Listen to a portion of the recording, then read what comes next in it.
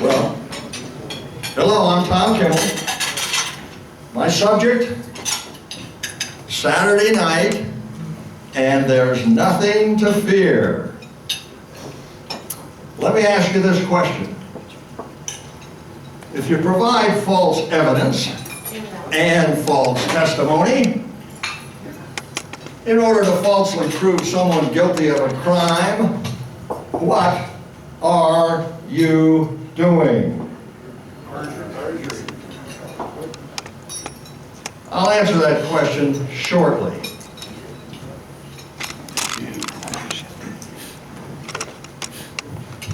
But first, let's consider a most famous Saturday night and apply Dorothy Thompson's dictum. Dorothy Thompson was the first lady of American journalism and wise. Her dictum: we have nothing to fear except over a persistent refusal to find out the truth and a persistent refusal to analyze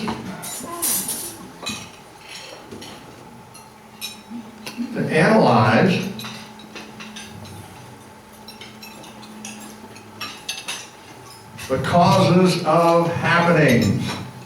So where do we start? Well, how about we start with the conduct of the War Department from Saturday evening, December 6, 1941, until the time of the attack, which reflects a state of inefficiency which is so amazing that a description would not be believed were it not so completely established.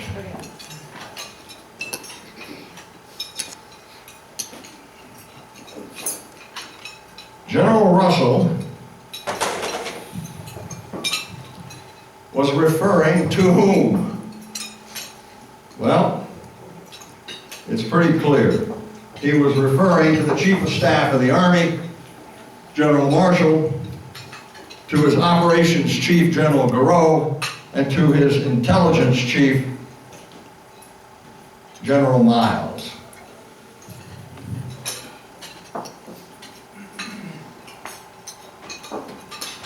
And to put you in the proper frame of mind to understand just how amazing that Saturday night was, consider this.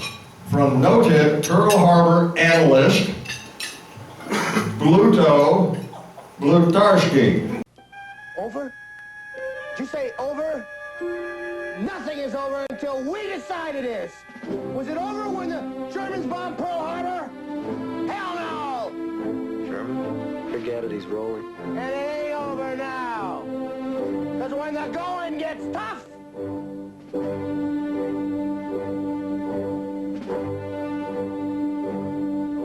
the toughs get going. Who's with me? Let's go! Come on!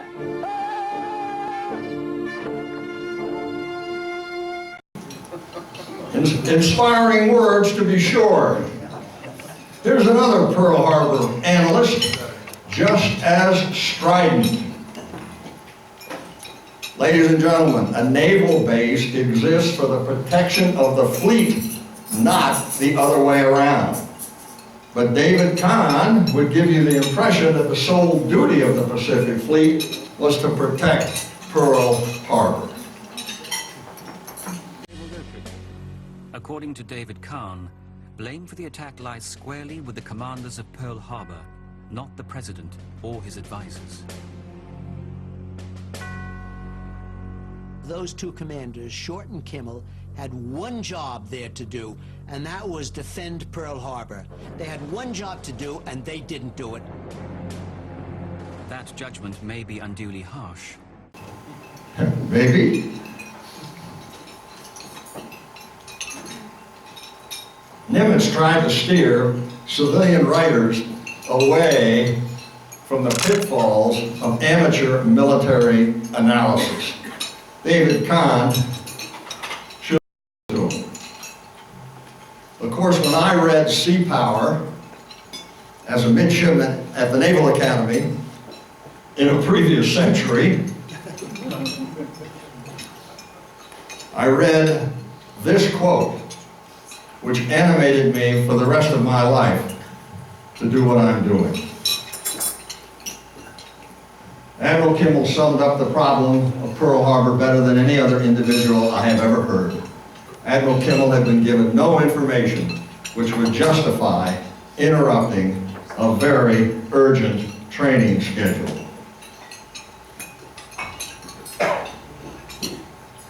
So how could it have been any worse for Admiral Husband Kimmel? Well, consider this.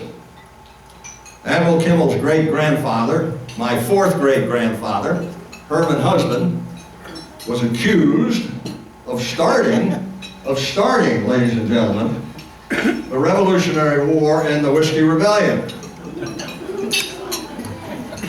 You can look it up, it's easy to do.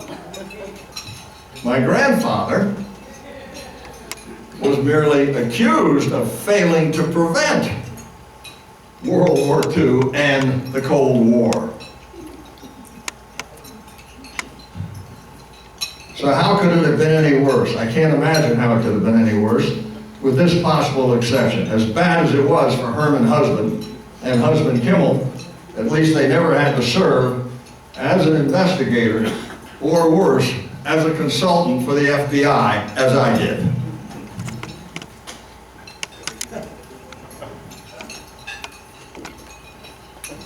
Against stupidity, of course, the gods labor in vain. General Russell, member of the Army Pearl Harbor Board, had this to say: no agency of the War Department could have been as stupid as the Office of G2, that's intelligence, desired the Army Pearl Harbor Board to believe it to have been. This was the cover-up policy adopted by the War Department.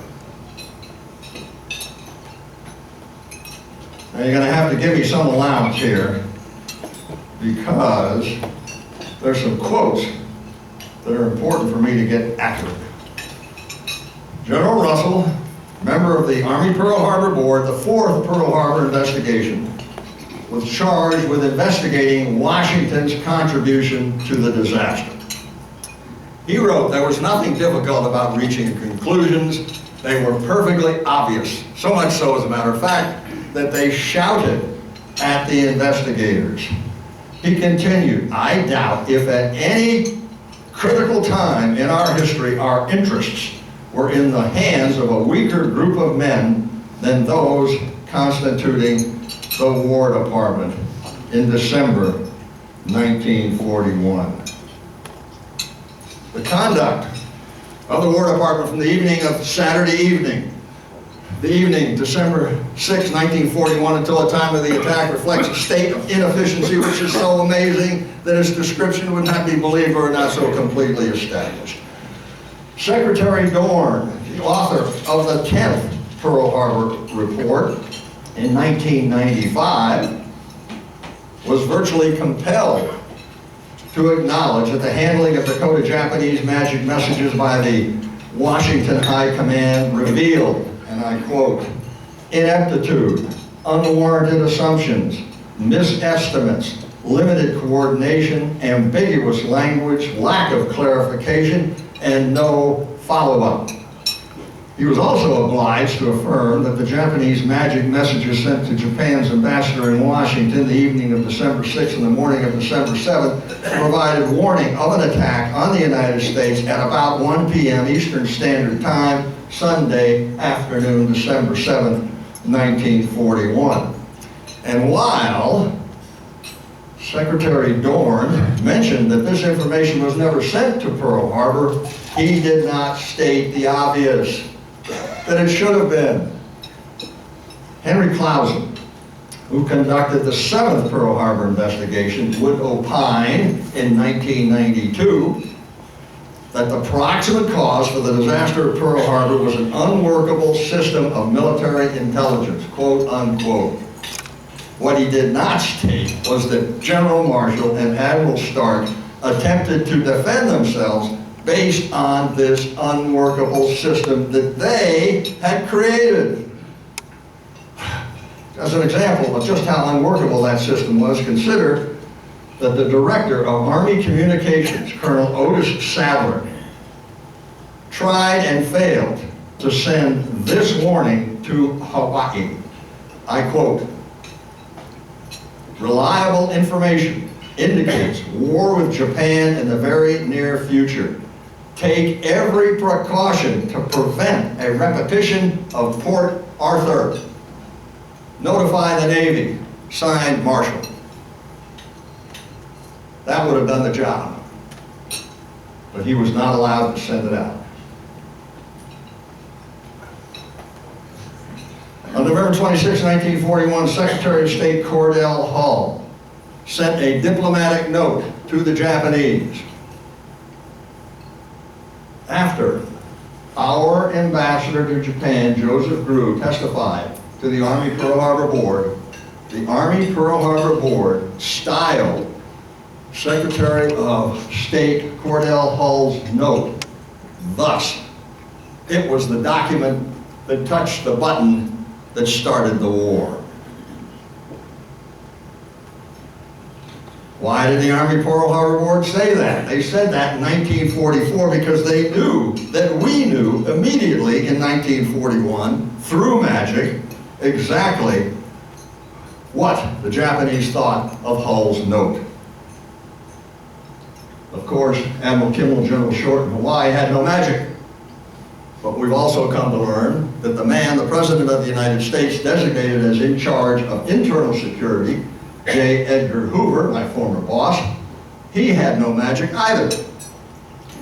We also have come to learn that the man, the President of the United States, designated in charge of external security, William Wild Bill Donovan, the coordinator of information, he also had no magic. However, we have recently learned that Stalin had access to magic. Stalin had access to magic. Not only did Stalin have access to magic, but Hull's note, the document that touched the button that started the war, was written in the first two iterations by Soviet spy Harry Dexter White. Why do I say that? I say that because of Robert Lipka, Vasily Matroikin, Anthony Blunt, Guy Liddell, and Lawrence Safford, all of which is the subject of another presentation on another day. I don't have time to go into that right now. The pilot message.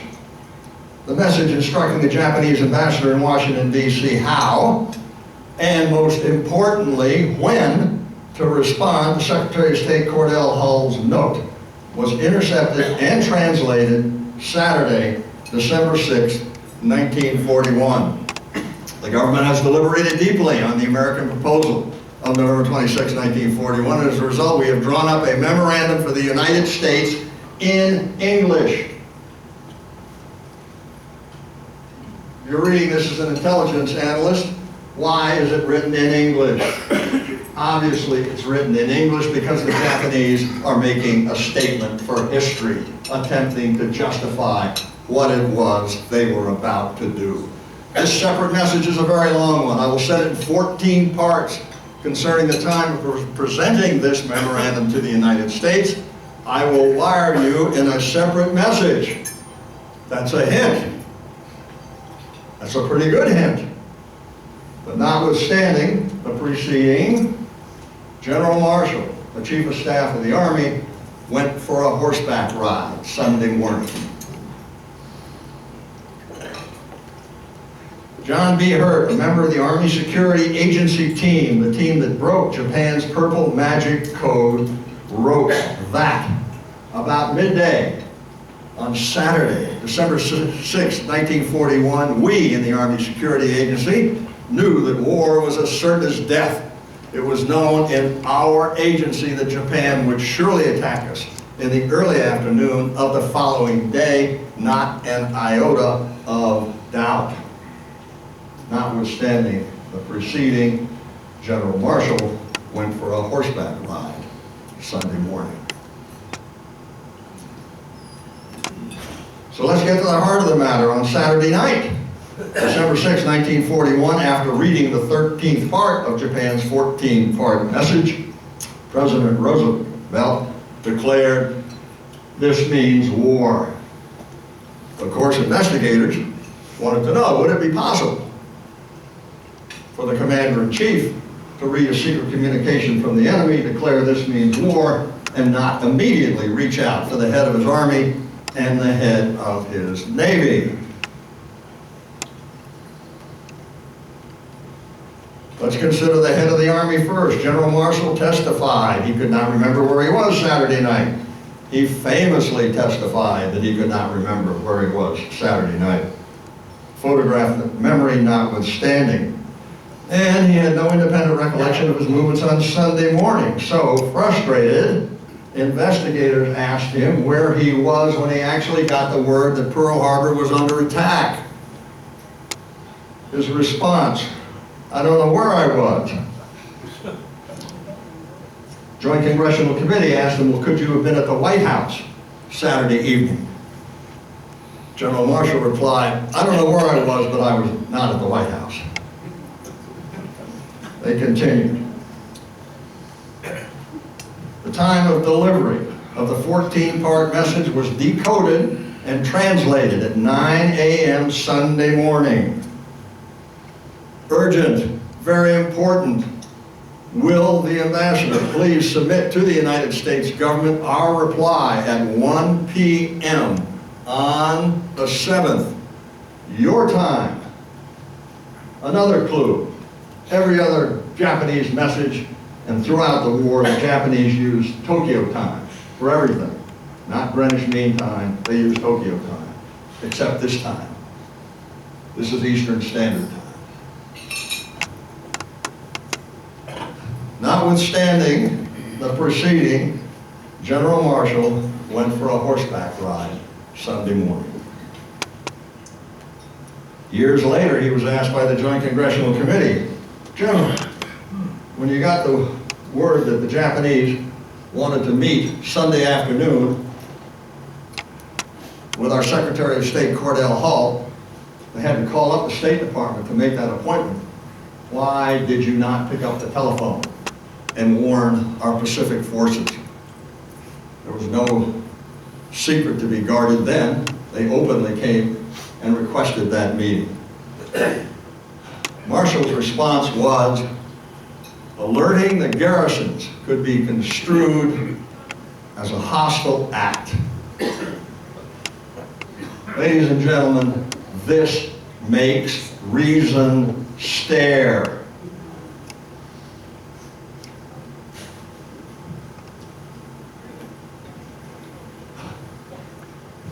December 7th,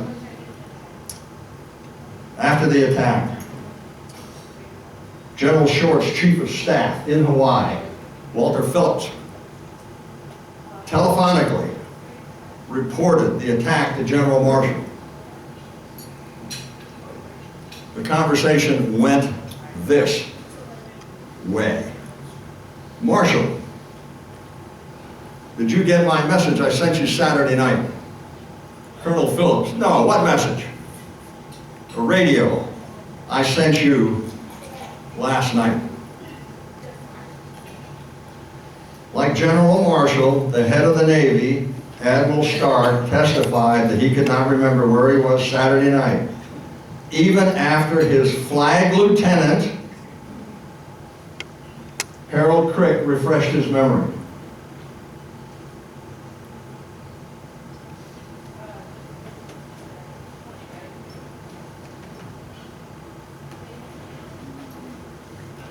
In 1979, Pulitzer Prize-winning historian John Toland interviewed Harold Crick's wife in a recorded conversation that I have listened to at the Franklin D. Roosevelt Library in Hyde Park. Mrs. Harold Stark clearly tells John Toland, when we walked in to Admiral Stark's quarters Saturday evening, December 6, 1941, the houseboy told Admiral Stark the president wanted him to call back. So he went upstairs to his library and called, and when he came down, all he said was he shook his head and said things look very bad. She continued.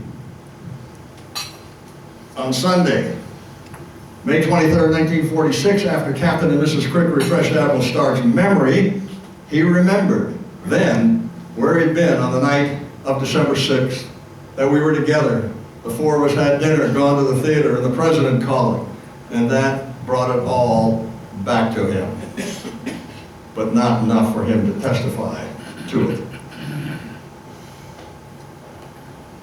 At this point, it might be appropriate to shift our analysis briefly from Saturday Night Live to Larry King Live. You might recall Larry King's interview of terrorism czar Richard Clark after the 9/11 attacks. Larry King, is somebody lying? Richard Clark? Clark, no, you know, people in this town of Washington, D.C. are too smart to lie. Well, maybe so. Pete, Dick, this is what I was talking about last night.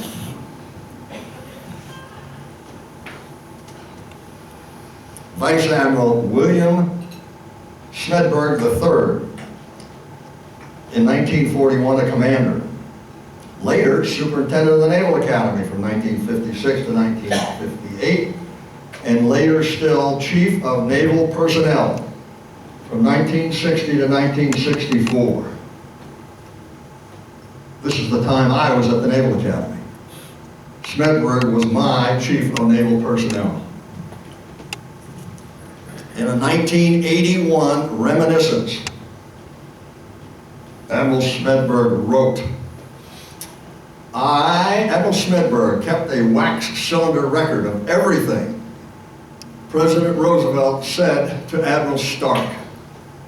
He would call up and say, Betty, a nickname for Admiral Stark, I want this done right away. And he'd give 5 or 6 things in rapid fire order. Admiral Stark would say, yes, Mr. President. Yes, Mr. President. Yes, Mr. President. Have you got that, Betty? Yes, Mr. President. And he'd hang up. The buzzer would ring in my office, and I'd go in to hear Admiral Stark say, did you get all that, Smitty? Yes, sir. Well, get going on it. This line is very important. I, Admiral Smedberg, monitored nearly every conversation Admiral Stark had, and I made a record of almost all of them. However, every now and then, when it was a personal thing, Admiral Stark would tell me to destroy the record.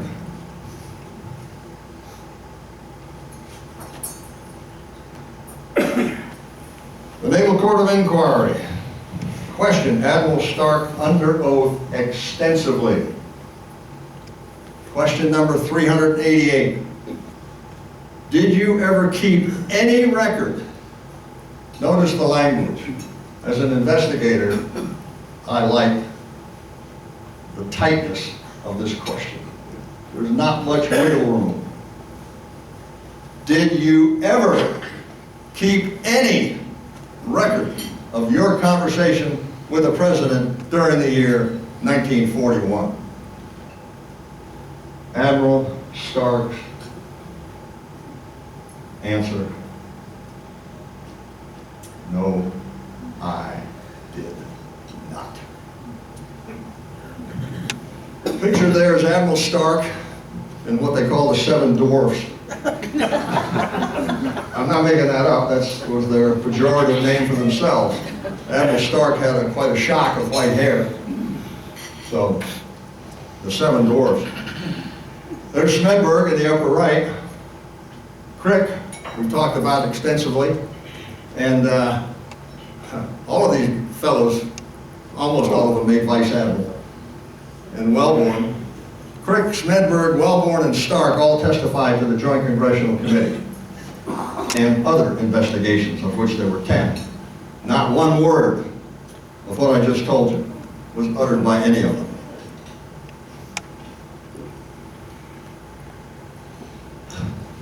Secretary of the Navy Frank Knox, in the first Pearl Harbor investigation, a week after the attack, wrote in his report, a general warning had been sent out from the Navy Department on November 27th to Admiral Kimmel. General Short told me that a message of warning sent from the War Department on Saturday night at midnight before the attack failed to reach him until 4 or 5 hours after the attack had been made.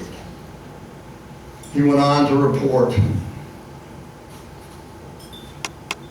that the time of the attack was clearly indicated by the interception of Japanese instructions to the Moro to present their reply to the American note at 1 p.m. And this information was not sent to Admiral Kimmel or General Short. This report was available a week after Pearl Harbor. It was given to the Roberts Commission. It was not given to Admiral Kimmel or General Short for years. This would have completely changed the investigation of the Roberts Commission. Frank Knox first questioned to Kimmel 3 days after the Pearl Harbor attack when he arrived in Hawaii from Washington, D.C. Admiral Kimmel, did you receive my message on Saturday night? Kimmel, bewildered, said, no, what message? This question was asked by Secretary of the Navy Knox to several others, of course, with the same response. James Stallman, a newspaper associate of Secretary of the Navy Colonel Frank Knox, his nickname, Colonel, and a former president of the American Newspaper Publishers Association, in a letter to another Pearl Harbor personality that I don't have time to go into now, Admiral Kemp Tolley, who was in charge of the 3 small ships, some of you may recognize that, said, Colonel Knox told me upon his return from investigating the Pearl Harbor attack that he, Secretary of War Stimson, Chief of Staff of the Army Marshal, Chief of Naval Operations Admiral Stark, and Harry Hopkins, FDR's #1 confidant, had spent most of the night before the attack at the White House with the President, all waiting for what they knew was coming after those intercepts. This is his 1973 letter. In 1975, James G. Stallman wrote another letter to his colleague, Vanderbilt University Professor Preston Slauson. And basically, he said the same thing.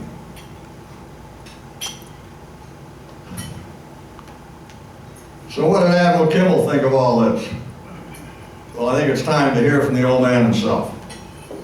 Days before the surprise attack. I cannot understand now. I have never understood. I may never understand why I was deprived of the information available in the Navy Department in Washington on Saturday night and Sunday morning.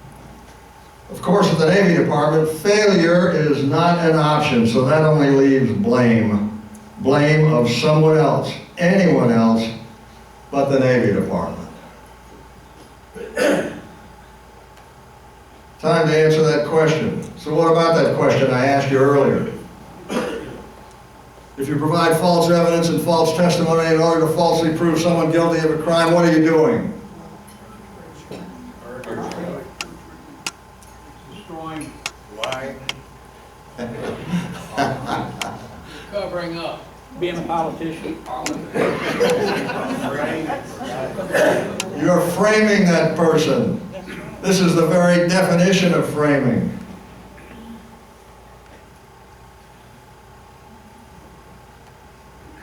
Okay, this is the way it works, folks. The President nominates and the Senate Armed Services Committee consents. That's the way it works. If the President nominates Admiral Kimmel and General Short for their highest permanent rank to be restored that they held in World War II, he would have to make that nomination and the Senate Armed Services Committee would have to approve it.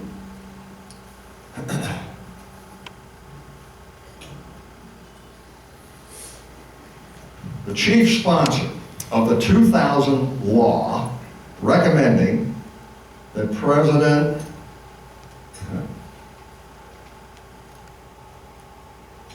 that the President Vance Kimmel on the retired list was Vice President Biden, then a senator from Delaware.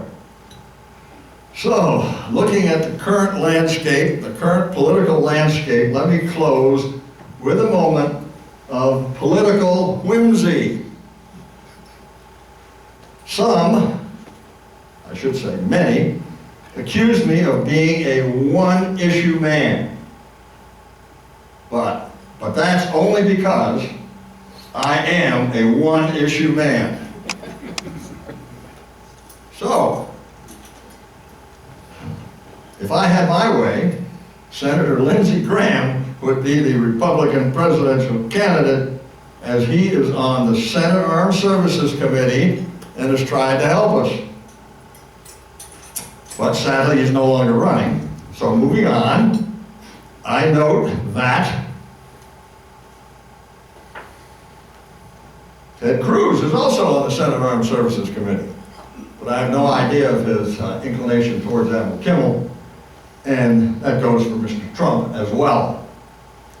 So,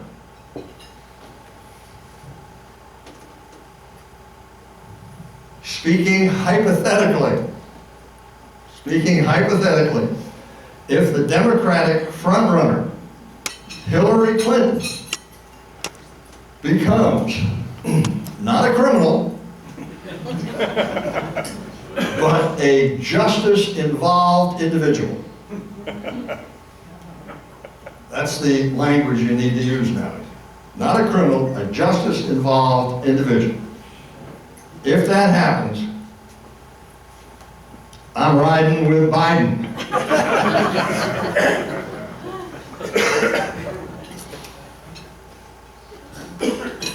Here's Dorothy Thompson, First Lady of American Journalism. If in this, the 75th anniversary of the Pearl Harbor attack, there is nothing to fear except, I'm paraphrasing here, I should have said, there is nothing to fear except the persistent refusal of the United States Naval Institute to find out the truth, and their persistent refusal to analyze the causes of Pearl Harbor happenings. Fortunately, not everyone refuses to find out the truth or refuses to analyze the causes of Pearl Harbor happenings. Take, for example, this Irish couple. Amazon tells me this book will be available November 28th. Ladies and gentlemen, thank you very much for your kind attention. If you want to hear more of this, this is my schedule. It's kept up to date on the internet. If you have groups, other groups you want to hear from me, I'm most amenable to give these talks, although I'm running out of gas. Thank you very much for your kind attention.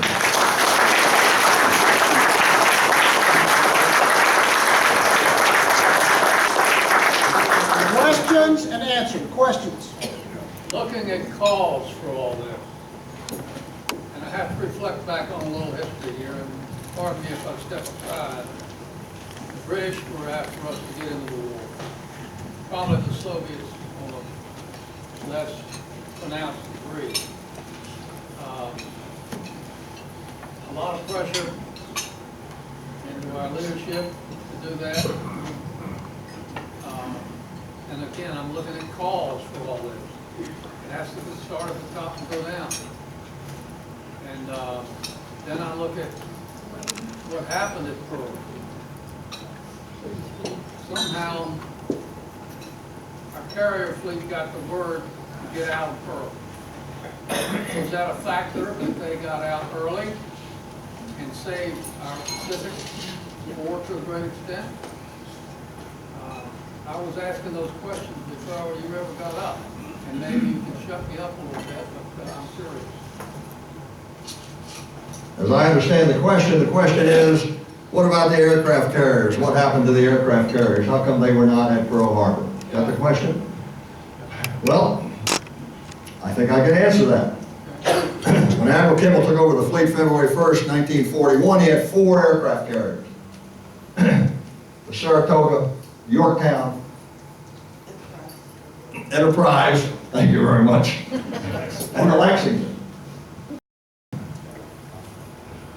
In April of 1941, Admiral Kimmel lost 25% of his fleet when the Yorktown and several auxiliaries were sent to the Atlantic. Lost more in that transfer from the Pacific to the Atlantic than was lost during the attack. He lost 25% of his fleet. On December 7, 1941, he has 3 carriers available to him, or assigned to his command, I should say. Saratoga was undergoing repairs on the West Coast. After the November 27, 1941 war warning message, the Navy Department sent Admiral Kimmel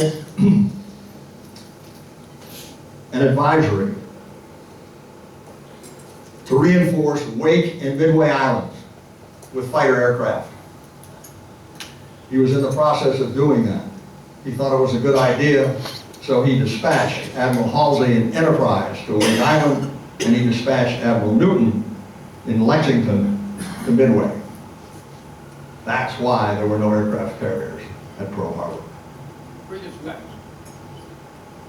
I didn't hear that last bit. Pre-dispatch is what you're saying.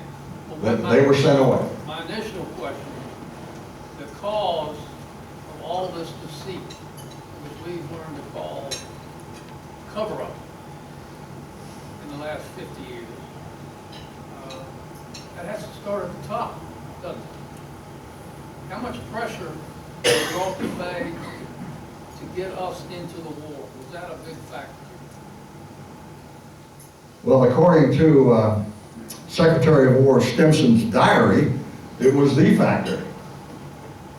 On November 25th, 1941, Secretary Stimson wrote in his diary that the problem they faced was to maneuver, quote unquote, Japan into firing the first shot without allowing too much damage to ourselves. Apologists for the administration have done backflips trying to prove that Secretary of War Stimson did not mean those very plain words that were in his diary. Sir, Anybody else? what Yes. role did Churchill play in all this? What was his position in this? Churchill. I'm familiar with Churchill, but his position, I'm sure he was all in favor of us getting in the war. That was his sworn duty, to do what he could to get us into the war. And he was very successful, and that's what he should have done. Of course, Churchill famously said when he was at his summer home in Chequers, he got the word that Pearl Harbor was under attack, and rather than not remember where he was, he famously wrote that he, satiated with emotion and satisfaction, went to sleep and slept the sleep of the saved and the thankful, which was a little more responsive than I don't recall that we heard so often. Yes, sir.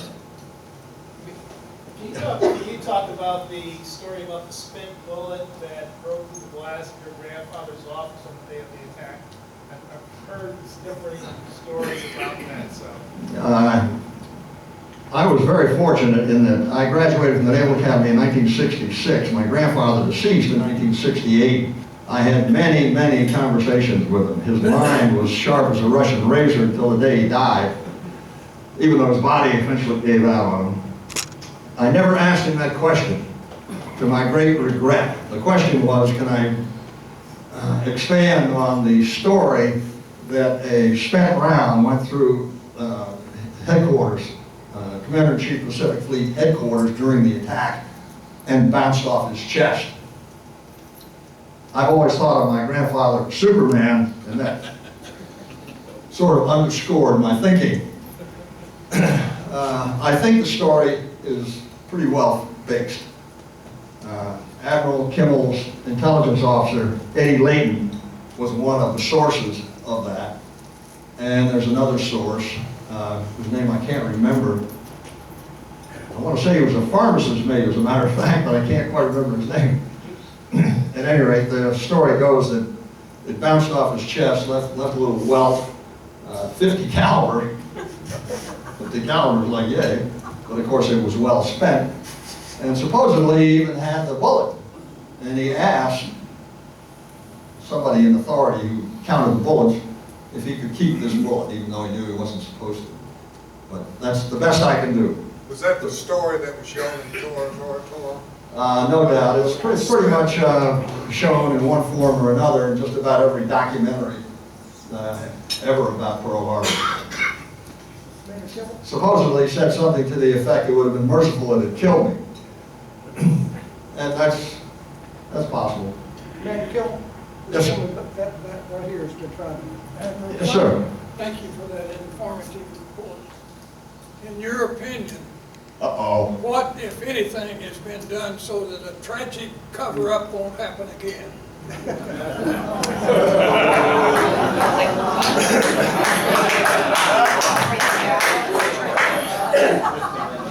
Judy, you want to handle that question? Call his lawyer now. No bomb. No bomb.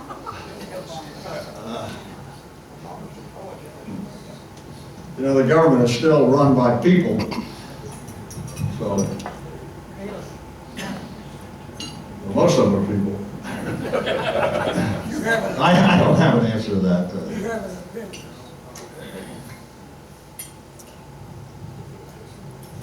We have nothing to fear but the persistent refusal to find out the truth and the persistent refusal to analyze the causes of happenings. And I don't see any way around it. We're just not going to, well, a current example right now is the 28 missing pages of the 9/11 report. Amen. The 19 hijacked paid by Saudi Arabia. So the answer to your question is, and I'm gratified to be able to provide it so quickly, I don't know. Yes, sir. How many escort vessels were with the destroyers when they left Pearl Harbor? When what left the... The carriers that left Pearl Harbor, they weren't there. How many escort vessels were with it? Well, I said when Yorktown. Is that what your question is? When Yorktown left Pearl Harbor? All the carriers that left Pearl Harbor before the attack. How many escort vessels did they have with them when they left? Well, Halsey, I can answer it for Halsey and Enterprise very quickly. None. They had 2 battleships that were going to go with, well, let me backtrack on that. You asked about destroyers. When Halsey left, they wanted, Admiral Kimmel and Halsey got together and they wanted to make it look like a routine maneuver. Although it clearly was not a routine maneuver, they were going to go reinforce Wake Island. But in order to try and preserve secrecy, they sent 2 battleships with Halsey, and they steamed over the horizon. And then Halsey dispatched the 2 battleships because they could only go 17 knots, and that was completely inadequate. And the battleships came back.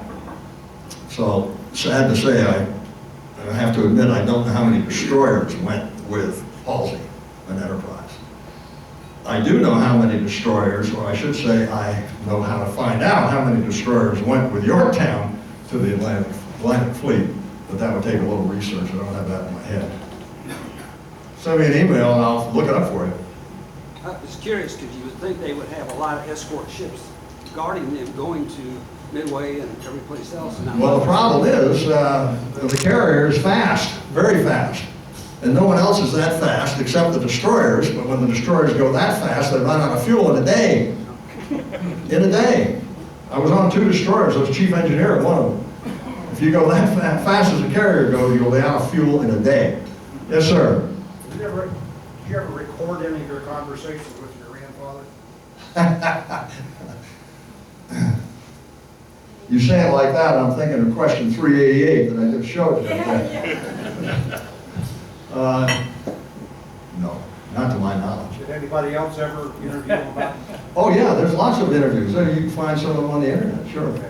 Well, you know, that little piece that I showed you came from Oliver North's. I think it was the episode about Midway. although North has an episode about Pearl Harbor, as a matter of fact, that I was interviewed for extensively, and I'm on that interview for many minutes, much to my surprise.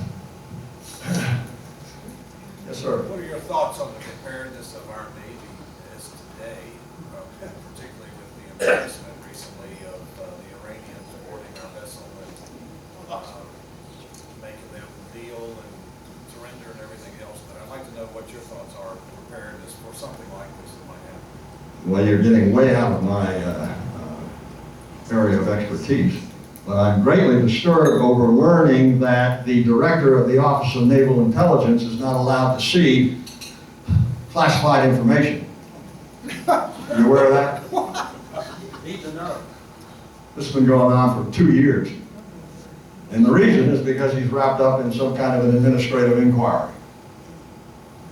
Now, I don't know if that's been lifted yet or not. I don't think it has. But for about 2 years, he has not been allowed to see classified information.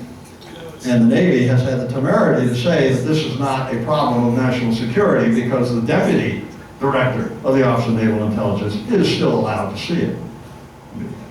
Come on. Yes, sir. To me, there's still a missing link between what happened at Pearl Harbor. FDR's really desired itching to get going with this whole world conflict, especially in Europe. Churchill's, great relief that he now has a good, solid partner. And Hitler declaring war on us a couple of days after Pearl Harbor. I don't remember if it was 3 or 4 or 5 or 4. So what's the link between Hitler doing what he did and all these other world-class activities that same week? I mean, Hitler, I'm not sure I got the question. Why? Why did Hitler attack? Why did Hitler declare war on us? Absolutely unanswered question. It is the great mystery of world history. Why did he do it? And why did he do it then? Sir? I don't know. It's just obviously an amazingly dumb thing for him to have done. I thought that your grandfather had been restored in some fashion by an act of Congress or something. How did he finally retire? What rank did he retire? Was he demoted in rank or just? Well, in effect, he was demoted. However, it was by operation of law. He had 4 stars, which went with the job of Commander-in-Chief of the Pacific Fleet. When you leave that job, for whatever reason, you revert back to your permanent rank. In his case, that was 2 stars. Same thing with General Short. His temporary rank as head of the Army Hawaii Command was 3 stars, Lieutenant General. When he left that job, he reverted back to his temporary rank of 2 stars. And did he still have that when he passed away? I mean, yeah, he was a retired 2-star. Both of them were. He never got any recognition that it wasn't really all his fault, sir. There was never any recognition. Like so many of these things, the answer is yes and no.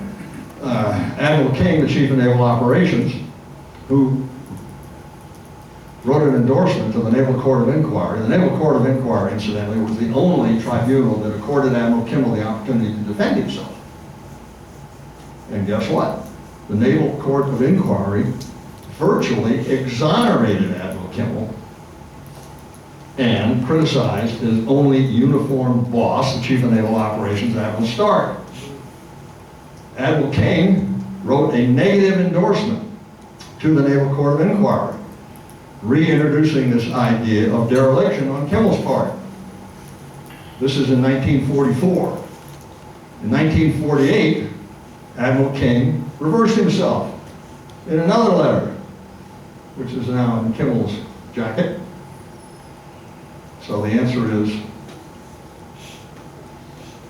the Congress in 2000 passed a law recommending that the President in perpetuity, whoever he was then, or whoever he or she may be in the future, to nominate Admiral Kimmel and General Short to their highest held temporary ranks in World War II of 4 stars and 3 stars, respectively, in accordance with the Officer Personnel Act of 1947, because of all the flag and general officers who fought in World War II, every one of them was allowed the benefit of the act to retire without extra pay, to retire, just for the honor of it, at their highest held temporary ranks, with 2 exceptions. Help me out here. Several correct answers. Does that answer your question? Pretty much, So is this act retroactive to people who'd already been retired?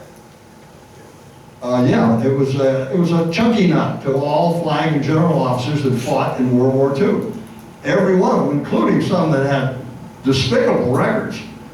One in particular, name escapes me, an Army Major General who got drunk at a famous restaurant, Claridge's, I think, prior to D-Day, took bets at the bar as to when D-Day would occur. Eisenhower found out about it and went absolutely ballistic. Got a hold of General Spatz, who was in charge of the Air Corps at that time. Spatz demoted Major General, can't quite come up with it, to Colonel, and sent him back home to the United States. As a matter of fact, Spatz put him in jail for a couple of days. Anyway, he benefited under the act and was able to retire as a Major General. Yes, sir. So I heard John Tolan say that the president wanted to get into the war. Do you feel like that FDR instigated a cover-up or initiated a cover-up?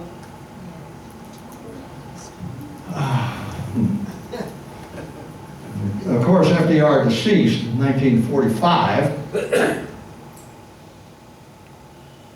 It's pretty clear that he wanted to get into the war. And the question is, how is he going to do it? Well, he stuck a lot of needles in the Japanese. I try to equate some of the needles, how it would affect us today. One that really is not explainable, excuse me, is not explainable to me, is we suddenly told the Japanese they weren't allowed to use the Panama Canal anymore. What if somebody did that to us today?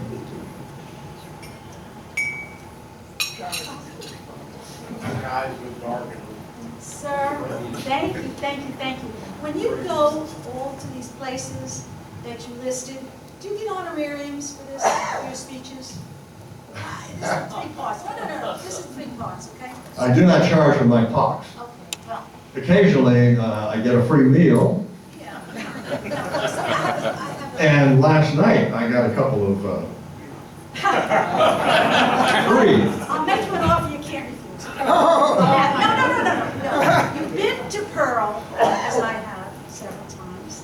When you go through the memorial and then the Arizona and see the oil coming up from the 1,800 souls who rest there, you go into the book gift shop.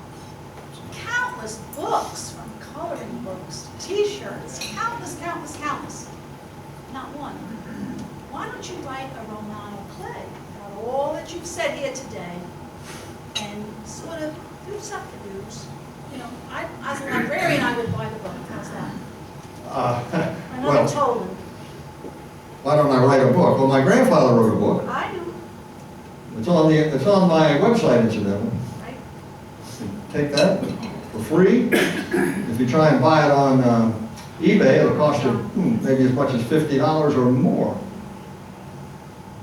Free on my website.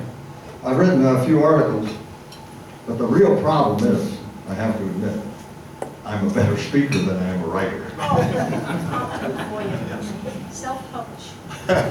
Self-published. Any more questions? Yes, sir. I just want to commend the speaker for the wonderful thing he's doing here, because with the lack of interest in history among our educational facilities, he's doing a wonderful job, and I'm a historian.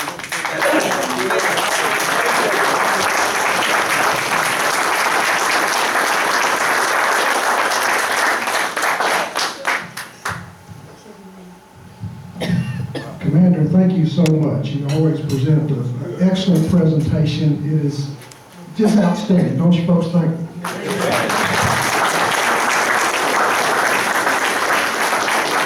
And Tom, as always, we'd like to give you a little memento here for the round table.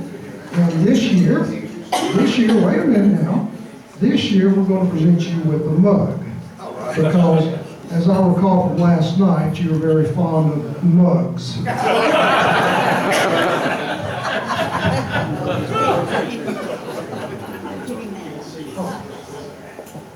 And our deputy commander would like you to have this book about our speaker for next month. Thank you, Joe. Thank you very much. Y'all been great. Thank you. Thank you.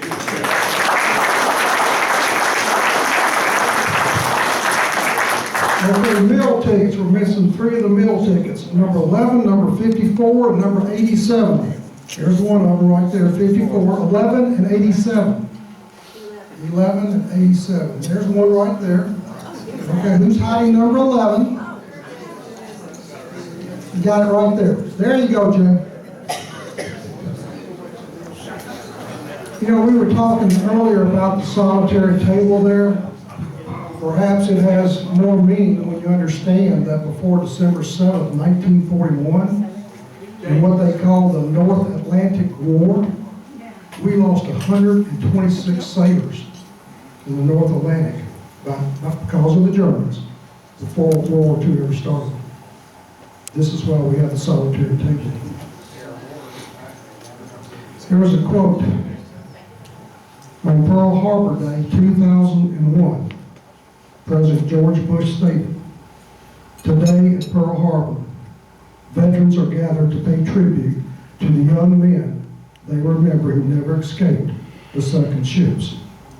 And over the years, several Pearl Harbor veterans have been granted a last request that their ashes be brought down and placed into the USS Arizona.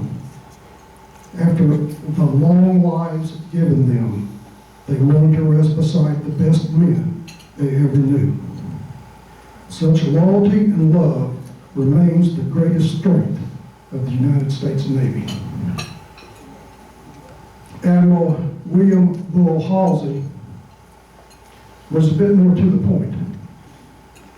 As he surveyed the damage at Pearl Harbor from the deck of his flagship, the USS Enterprise, he stated of the attackers, "Before we're through with them, the Japanese language will only be spoken in hell." Chaplain Buchanan, would you close with the prayer, please? Bow our heads, please. Heavenly Father, we are very grateful for the opportunity to gather this day, veterans, family, and friends, to reminisce, to reflect, and to remember those who have served before us, those who serve now, and those who will serve in the future. For those who served December the 7th, 1941, only you, Lord, will know the absolute truth. But we know that this is not what our nation was formed for, that we were formed on your principles and your belief, and truth and freedom are inseparable. Let us never forget that quest, and may we have people that will continue to pursue it. In Christ's name we pray. Amen. Amen. See you at the June meeting. Be safe on the way home, everybody. Yes, Bob. Bob. I just want to make a comment. Yes, sir. Make a comment. Hang on just a minute, folks. I'd like to make a comment on this program we're going to have. All our programs are outstanding. That's one of the hallmarks of this World War II Roundtable. But it's rare that we can have a 10 death march survivor to speak to us. Amen. To my knowledge, this will be only the third Japan Death March survivor to speak to this organization. And I'm going to tell you, Deborah, of course, knows it. Deborah and her husband are bringing them all the way from California here to make this, and paying for it, okay, to speak to this organization. And did you tell me that, to your knowledge, and his knowledge, there are only 12 Bataan Death March survivors left, is that correct? Well, that's what he told me about 12 months ago, and I imagine we've probably lost some since then. I just want y'all to know this is going to be a rare opportunity. That's all I want to say. If you want a seat next month, you better come early. Goodbye.